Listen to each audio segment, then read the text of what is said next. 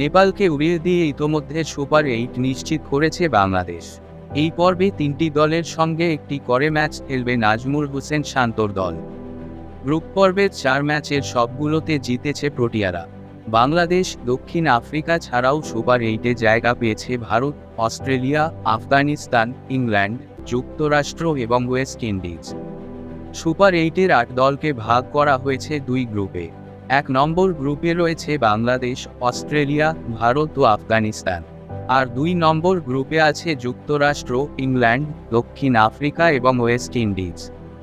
অস্ট্রেলিয়ার বিপক্ষে ম্যাচ দিয়ে সুপার 8 পর্ব শুরু হবে বাংলাদেশের। বাংলাদেশ সময় 21শে জুন স্যার ভিভিয়ান রিচার্ডস স্টেডিয়ামে সকাল 6:30টায় গড়াবে ম্যাচটি।